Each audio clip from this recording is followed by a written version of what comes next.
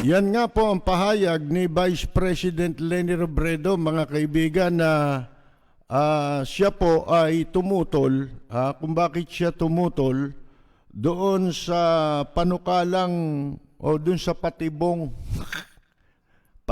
ni Lacson, ni Lacson at saka ni Tito Soto, mga kaibigan. Ito pag-usapan natin. Malimit kong binabanggit sa inyo na siguraduhin natin itong susunod na eleksyon, hawak na lahat ng administrasyon ng armas, kumbaga. At ang oposisyon dito, nakagapos ang kamay. Isa lang ang tunay na oposisyon dito. Yan ay si Vice President Leni Robredo. Nakagapos pa ang kamay, kumbaga sa boxing, itong magiging laban sa 2022. Kumbaga sa boxing po yan, yung kalaban o yung nakaupo na ayaw nang umalis sa pwesto, ang gusto yung maglambitin sa pwesto. Kumbaga nakagapos pa kamay ni Vice President Leni Robredo para hindi ka makasuntok, hindi ba? Kasi lahat ng armas, pati armas na gagamitin laban sa iyo, nakahanda na lahat yan O COMELEC, ang eleksyon, mamanipulahin ng Smartmatic mga kaibigan.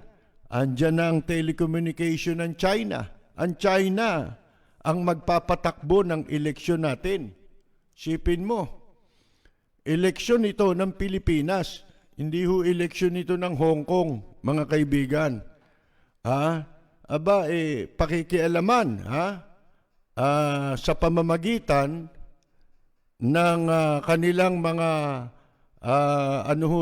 pinagtitiwalaan, kasabwatang administrasyon siyempre sapagkat yan pabor sa kanilang interes, di ba? Ngayon, ito yung madalas nating sinasabi na paghandaan nating mabuti ito sapagkat itong pagkatapos o itong eleksyon na ito, mga kaibigan, hindi na tayo dapat magkaroon ng minority president. Mag-focus lamang tayo sa isang boto para sa oposisyon. At ang oposisyon naman, isa lang yan. Itong mga ito, nagpapanggap lang na oposisyon yan. Kita mo, hindi malaman kung bakla, si Lacson, tsaka si Tito Soto, na parang talangka na walang tapis. Hindi mo malaman kung babae o lalaki. Hindi ho ba? Kesyo sila daw ay hindi pro-opposition, hindi rin sila pro-administration.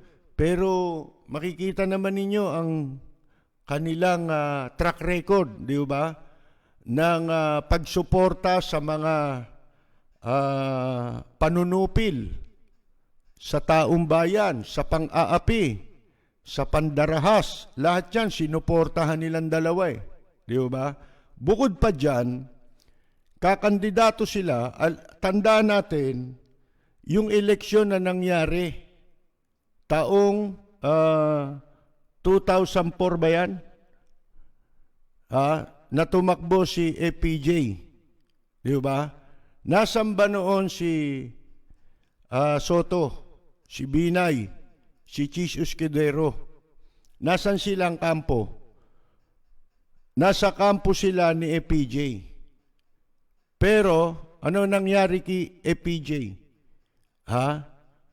Dahil sa sama ng loob, dahil hindi mo alam kung binenta siya ng buhay di ba? Nakipagkutsabahan sa kalaban. Itong mga kasama niya, mga kaibigan, pagkatapos na siya'y matalo, di ba si Lacson, kinukwento ko sa inyo, merong very influential na grupong susuporta sana sa kanila. Sigurado sana ang panalo. Kung sila po ay pumayag doon sa unification. Si Lacson pang maghahain ng unification, samantalang siya, hindi siya kumikilala ng unification ng hindi pabor sa kanya. Kaya itong pakay ng pagpunta nila kay Vice President Leni Robredo, halata halata, mga kaibigan, na ano ho yung malaking patibong. Kung kumagat si Vice President Leni Robredo doon, hindi lang siya biniktima. Ha? Kung hindi, ginawa pa siyang tanga. Di ba? Gagawin siyang tanga eh. O, ito ho, di ba, sabi ni Lacson yan daw ano tawag nila dyan sa sure, sigurado raw yan, tiyak na unification, ha? Formula. Tiyak na formula para sa pagkakaisa raw yan, mga kaibigan. Si Lacson ang unang nagsapubliko kung ano yung pinag-usapan nila, hindi ba? Pagkatapos nilang mag-usap, nilabas niya kaagad yan. Madalit sabi po, ang pakay daw nila ayon sa kanila ay unification formula. Sure, sure ang tawag, sure, tiyak o sigurado na formularyo para sa pagkakaisa o unification, mga kaibigan. Ngayon, ano ang sabi ngayon ni Vice President Leni Robredo? Ito ho ang sabi niya. Tumutol daw siya sa alok na sure unification formula dahil siya ay naniniwala na dapat niyang ipakipaglaban hanggang sa huli. Ang kanyang laban sa oras na siya ay magpasya na tumakbo para sa pagkapangulo. Yan ang sabi niya, mga kaibigan. Ang sabi pa ni Vice President Leni Robredo, sa ilalim ng sinabing sure unification formula ni Lacson, ang mga oposisyon daw, ito raw ang pinag-usapan. Ano ba yung sure unification formula na inalok? Paano raw magagawa yun? Magagawa raw yun para sa opposition candidates na kailangan ay mag-withdraw, umatras sa laban. Sa sandali, sa isang sandali, kapag ka ang pinakamalakas na kandidato ay lumitaw. Halimbawa, tatakbo sila, tatakbo si Vice President Leni Robredo, tatakbo si Pacquiao, tatakbo kung sino-sino pang hinduropot, mga kaibigan. Pagka daw ikaw ay mahina sa survey. Yan ang sabi. Pag mahina ka sa survey, magwi-withdraw ka in favor or in support nung pinakamalakas sa inyong mga oposisyon. Number one, hindi naman kayo oposisyon Nagpapanggap lang kayo. Diba? Nagpapanggap kayo para masira yung tunay na oposisyon. Yun ang pakay talaga. Mali yung, hindi totoo yung sinasabing sure unification formula. Hindi siguradong unification yun. Ang sabi ni Lacson daw ay kung sino yung pinakamalakas. Pag lumitaw na yan na malakas, magwi-withdraw tayo. At doon tayo susuporta sa malakas. Kanino? Kay Pacquiao? Hindi naman din oposisyon yan Lahat ng pandarahas sa kalaban ni Digongyo sa politika, sinangayunan nila pare-pareho yun Sinuportahan nila yun. Labang kay De Lima, di ba? Laban sa mga mamamayan, mga kaibigan, suportado nila lahat yan. Yung panduruga sa gobyerno, suportado nila lahat yan. Ang liwanag walang nangyari. Di ba? Sa mga pagsasamantalang ginawa sa ilalim ng administrasyong ito, tumutol ba sila? Hindi naman eh. Kunyari lang. Kung matatandaan ninyo, kamakailan lang, nagsalita yung leader ng kanilang partido na si Alvarez. Yan ang pagador, di ba? Ano sabi niya? Investigasyon. Wala yan. Wala namang mangyayari dyan eh. O di para niya sinabi na itong mga kasama niya, sina Lacson, sina Soto, walang kwenta yung ginawa niyan. Yan na nagsasabi. Yun na rin ang katumbas na kahulugan nun. Nag-imbestiga nga sila, may nangyari ba? Walang nangyari. Bakit? Kasi hindi naman sila sincero sa kanilang pag-iimbestiga.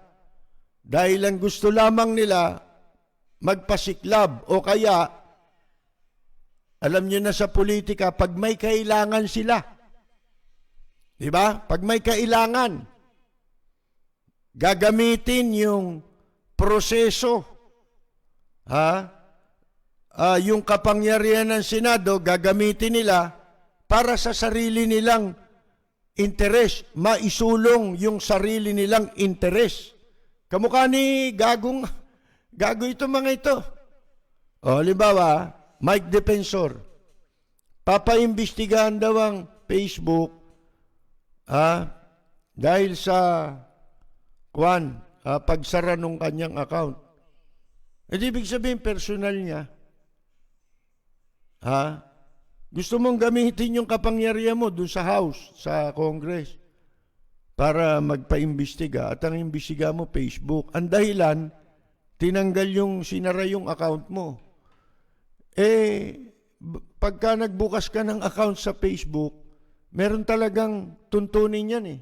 May terms and conditions na ikaw ay kailangan sumunod. Bakit?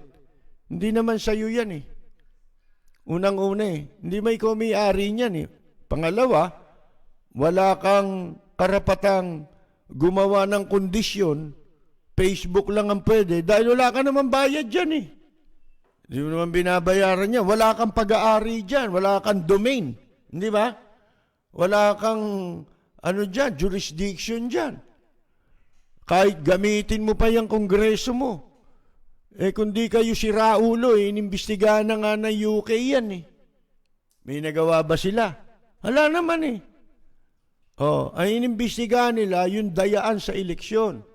Siguro, hindi nyo iimbestigahan yan pagdayaan sa eleksyon dahil yan ang paraan ninyo eh. Diyan sila ngayon namumuhunan ng malaki sa social media para diyang daanin ng kampanya. Mga kaibigan. Di ba? Si Lacson nga, yung pagmumukha ni Lacson madudual ka na eh. Lahat ng social media, nandun ang mukha niya eh. Tinignan ko nagbabayad, inchik din eh. Ang pangalan eh. Mga kaibigan eh. Tignan ninyo. Yung mga sumisingit na kwan, makikita ninyo kung sino nagbabayad. Ako sa YouTube ko yata nakita eh. Pag binuksan mo yung about, malalaman mo kung sino yung nagbayad ng advertisement. Pumapasok sa lahat ng account ng YouTube. Mga kaibigan. So ngayon, tatapusin ko lang tong sinasabi ni Vice President Leni Robredo. Tama tayo sa umpisa pa lang di ba? Nung sinabing nakipagkita sila, naku po, mga kaibigan, masama ito. Ano pala ang pakay ni Lacson? Gusto raw, ganito ang inilapit pala nila. Unification daw yun. Sure, unification formula. Talaga sure yun. Para sa interest nila. Bakit? Abay, akalain ninyo ang sabi, gusto nila, si Soto ang maging common candidate. Vice President din ni BP Robredo, kung sakali, si Soto. Trabahong trapo yan Istilong bulok yan ang mga trapo, di ba? Ano pa? Mga kaibigan. ang sabi kung sino mataas sa survey. Pagdating ng tamang pagkakataon, diba, nakapag-file na kayo, kumampanya na kayo. Tapos sa survey, may pinakamataas. Dito sa ibang kandidato, ang tawag nila, opposition daw sila. O bakit doon? Opposition ang tawag nyo. Sabi nyo, hindi kayo pro-opposition. Bakit nung kausap nyo si Vice President Leni Robredo, ang sabi ninyo unification para sa opposition. Hindi naman kayo opposition. Kayo na nga nagsasabi, di nanloloko kayo. Hindi ba? Wala Anong klaseng formula yan? Style police Mga kaibigan Kumbaga sa sugal lupa yung Caracross, ang gusto nila, pagka Cara, panalo sila. Pagka Cruz, talo ka. Mga kaibigan, sipin mo yan, pataasan sa survey, mali. Ang tama, mga kaibigan, hindi pataasan sa survey. Popularity contest yung sinasabi mo niya. Timpalak ng mga patambukan, yung mga beauty contest. Doon lang yan sa timpalak ng patambukan, survey. Ba't ba tayo mag-i-eleksyon? Kundi kayo mga gagot kalahati, di ba? Sipin mo pataasan sa survey. Hindi track record. Ang botante, dapat kayo nga mag-educate Sa bagay, yung mga walang hiyang politiko, ayaw nilang maging edukado sa pagboto ang mga botante. Ayaw nila yan. Matututo Di ba? Ayaw nilang tumalino yan. Gusto nakalahad ang kamay sa kanila.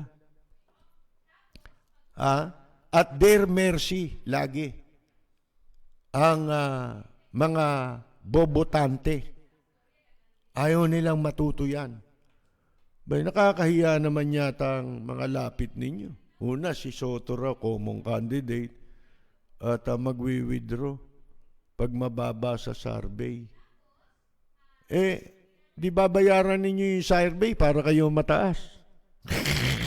Bayaran niya, burikak yung survey Patutot yan Yan survey, burikak yan. Mga kaibigan, kumbaga yan yung masamang babae. Yung mga touching. Yung mga pumapasada, nagpapagamit. Mga kaibigan. Tsaka unang-una, mga politiko kayo kung ikukumpara kayo sa mga prostitute.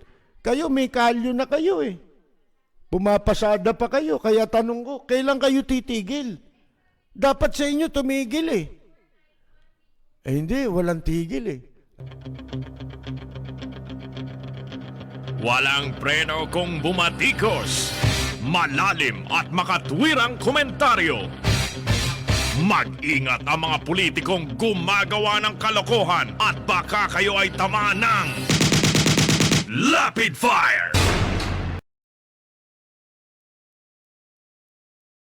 Bakit gusto nila maging minority president?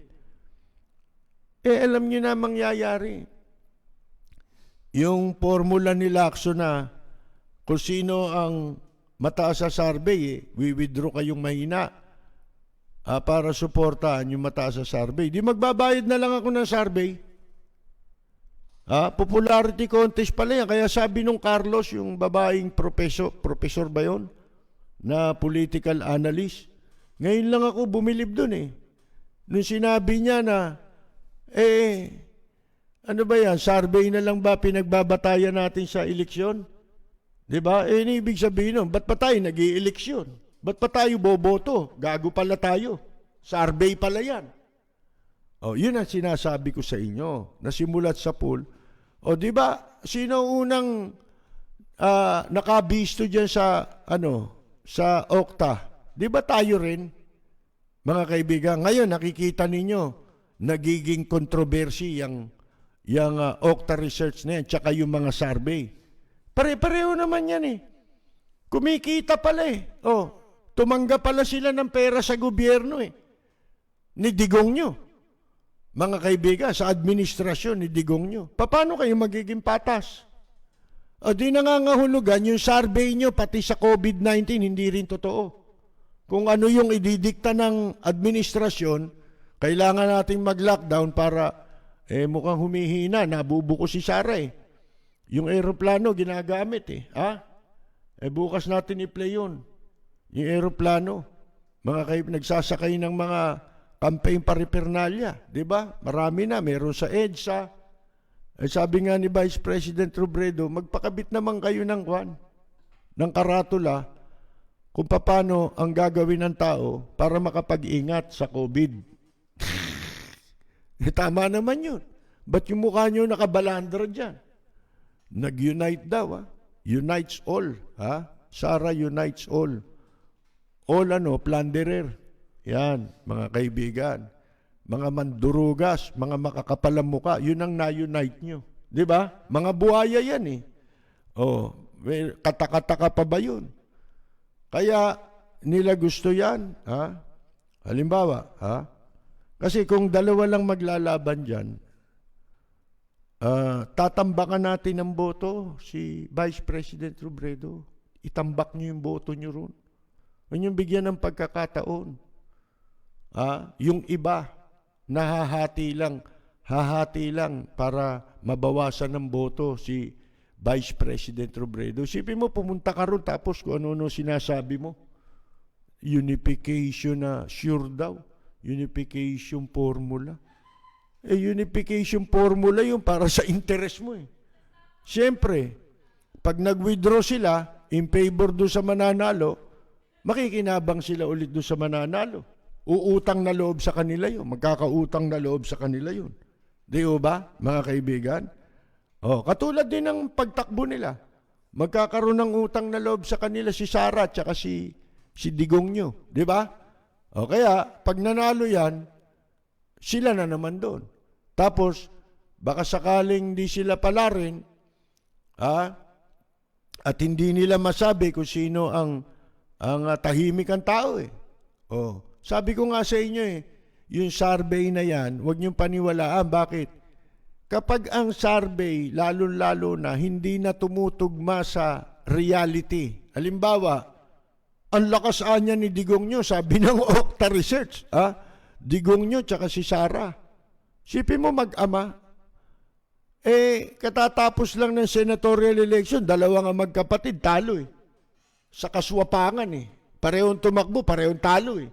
Sino? Si JB tsaka si Kasoy. Sino yun?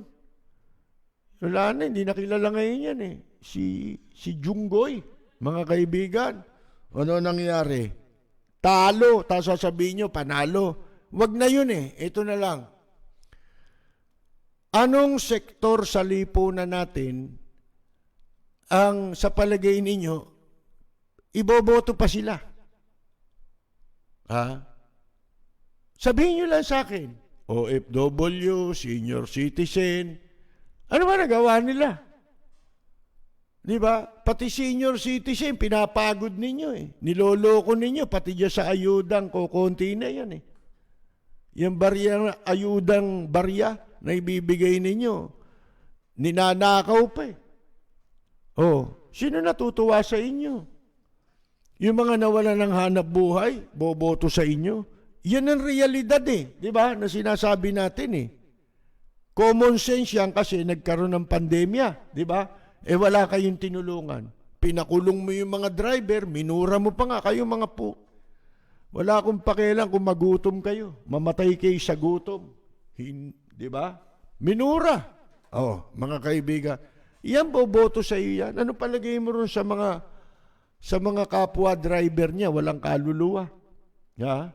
Hindi nila alam na sila yung pinagsasabihan mo. Matatandang senior citizen, pinakulong nyo. Ano pa? Sige nga, sa lipunan natin. Ang pwede ninyo sabihin, pwede silang iboto uli. Kayo-kayo lang yon. Ang pinaplano nila ngayon, yung isang malaking sabwatan, mga kaibigan. Pero baliwala lahat yan kapag ang tao, sinasabi nga natin, hindi papayag. Ultimong Armed Forces of the Philippines ng China, walang magagawa yan. Wala nagawa yan nung panahon ni Marcos, wala. Lahat wala. Supreme Court, wala lahat yan. Lahat ng pwedeng kasabwatin nila. Ano nagawa niya? COMELEC, may nagawa ba? Wala. Bakit? Nagpasya tao eh. Dinaya ninyo ang boto, hindi kami papayag. Di ba? Si Enrile pa nga umamin eh. Dinaya ko niya sa Cagayan eh. Inutusan ako eh. 1 million ang dinaya akong boto ron eh. Ayan na po, mga kaibigan. Bueno, yan na lang. Siyempre, pag nanalo yung minority president na gusto nila mangyari, nanalo yon, makakasali sila ron. Kakailanganin nyo ng pamparami, di ba? Tandaan ninyo,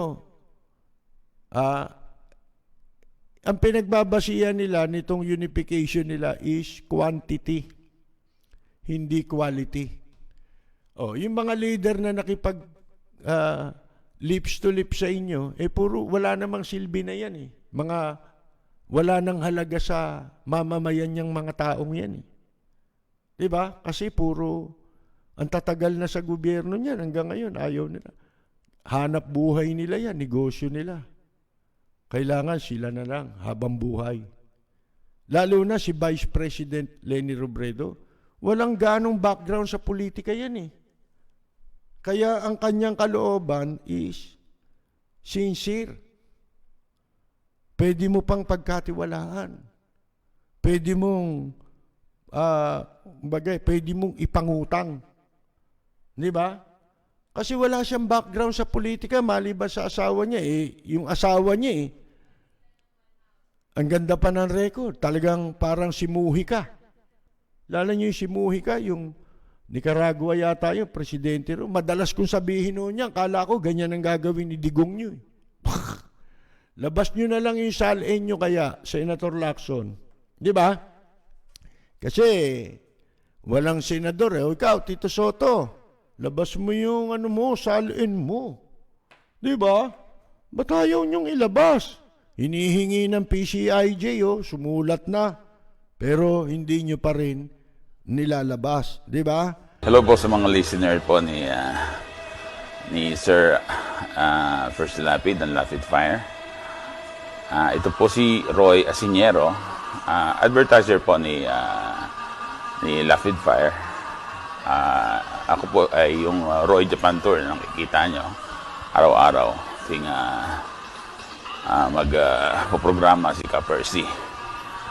Ako po ay isang negosyante dito po sa Japan at maging sa Pilipinas. Nakilala ko po ang programa ni Ka-Percy not so long ago. Naipakilala lang po siya sa akin ng isang listener din ni Ka-Percy, ni si Salvador Olaguer. Sabi niya, Sir, ba't di mo subukang pakinggan ito si Ka-Percy? Ka-Percy, binabati ko po kayo dahil po sa natanggap niyong Silver Award or Plaque sa YouTube. Napakahirap po niyan. Ako po isang YouTuber din, pero mahirap pong makuha yan. Ka-Percy, pagpatuloy niyo lang, kayo po ang aming boses. Kayo po ang nagsisilbing aming boses. Okay po. Take care at suporta lang po kami sa inyo. Okay? Ka-Percy, we love you. Ricky Relosa, gusto ko lang batiin ang idol natin na si Percy Lapid sa kanyang nakuwang YouTube Silver Award. Idol Percy, you deserve it. Lahat kami na sumusubaybay sa iyo ay naniniwala sa lahat ng mga sinasabi mo dahil lahat katotohanan. Lalong-lalo na kami dito sa ibang bansa. Wala kami sa Pilipinas. Nakakapanood kami sa iyong program at least nagpapasalamat kami na nalalaman namin kung ano talaga nangyayari sa Pilipinas. Kaya, Idol Percy, mabuhay ka at maraming salamat sa iyo at congrats. Palagi kami nakasubaybay sa iyo. Maraming salamat. Fireworks? It's Lapid on fire! Congratulations, Mr. Percy Lapid, on your silver play button from YouTube. You have done a very good job. We are so proud of you. Keep it up. More power to you and your radio show. I'll see you soon. Congratulations.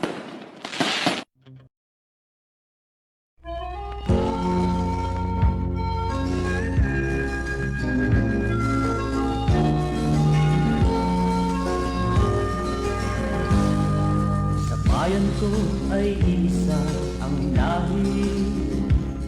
Dito'y wala ang pagkukunwari. Hindi padagay, sadyang kilala sa daigdig. May pagkakaisa sa bawat nais. Ay walang nang Ito po, si Percy Lapid. ibig ay tunay. Maraming salamat at magandang gabi! Hari Rockaway.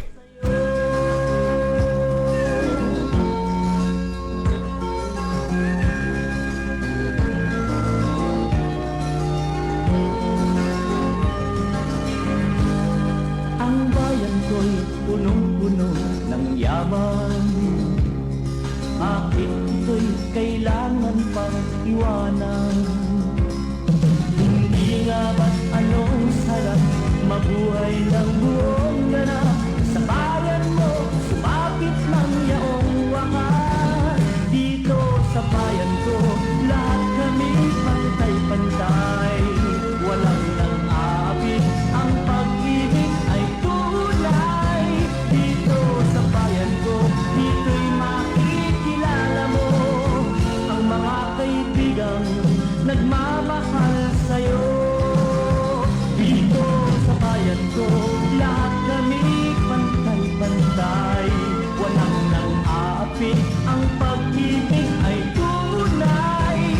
Dito sa bayan ko, dito'y makikilala mo ang isang kaibigan, ang mga kaibigan, ang bawat kaibigan